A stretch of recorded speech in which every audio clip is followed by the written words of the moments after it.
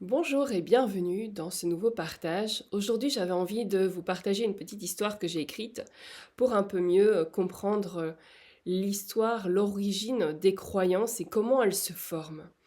Et que souvent, ça part de détails vraiment absurdes, vraiment de détails que l'on a figés, que l'on a colmatés, que l'on a transformés et qui a amené une suite d'événements totalement incroyables, qui a forgé une croyance dont nous essayons de se défaire. Donc voilà, je vous propose de découvrir un peu l'origine d'une croyance à travers une histoire, une métaphore. Clémentine avait grandi avec la croyance, non, plutôt la conviction, qu'elle devait se faire petite.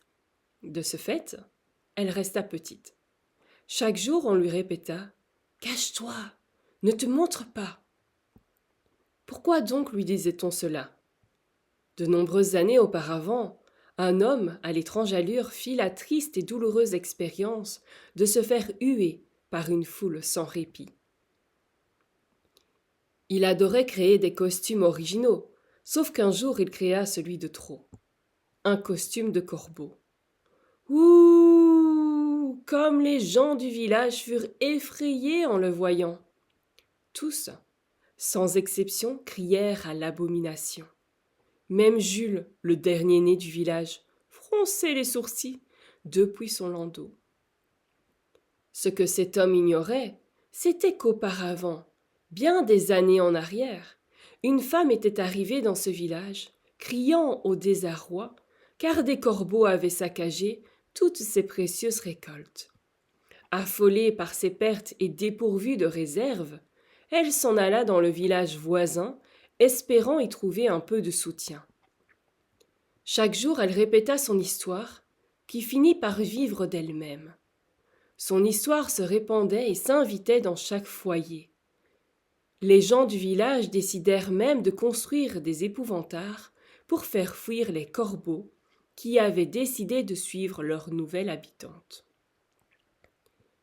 De génération en génération, ils rapportèrent cette histoire comme un héritage qu'on lègue à ses enfants, et ceux-ci grandirent avec la croyance que les corbeaux portaient malheur. Revenons maintenant à cet homme qui aimait se pavaner dans ses jolis costumes. Aussitôt les gens affolés, ils pointèrent du doigt cet homme bien sûr de lui. Mais ce qu'ils ignoraient, c'était que Georges, oui c'était son nom, avait toujours souffert d'un manque d'estime de lui. Ce n'était pas sa faute si ses parents se moquaient constamment de toutes ses folles idées. Il préférait avoir un enfant normal, enfin, comme les autres, quoi. Alors vous pensez bien que cette histoire ravivait ce douloureux souvenir. Et il fit la promesse de ne plus jamais revivre cela. C'est alors qu'il répandit la croyance qu'être différent était risqué, et qu'il fallait se faire tout petit pour ne pas se faire rejeter. C'est ainsi que des générations plus tard, les gens ne grandissaient plus, car ils avaient la croyance bien ancrée qu'une différence assumée était risque de difficulté. Sauf que la vie prévoit toujours un coup d'avance, afin de rééquilibrer la balance.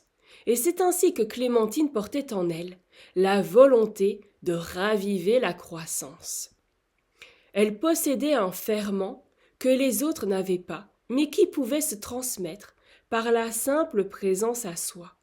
Son moteur, sa joie, sa conviction, c'était sa foi. Elle avait foi en elle et en ce que la vie avait placé en elle. Chaque jour, elle nourrissait cette foi, et chaque jour, son corps se modifia un peu plus, jusqu'à reprendre sa croissance, celle que les gens du village avaient délaissée au profit d'un camouflage. Il suffit d'une personne pour engrammer une croyance limitante, mais il ne faut qu'une personne pour semer une graine d'un possible renouveau.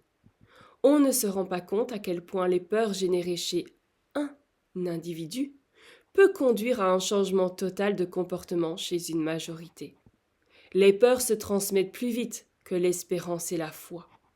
Reliez-vous à votre intériorité, car c'est là, dans cet espace apaisé, que vous trouverez la résonance à votre vérité. Voilà pour la petite histoire, vous pouvez la retrouver sur mon site et bientôt dans mon livre Les perles de sagesse. On se retrouve bientôt pour une nouvelle vidéo.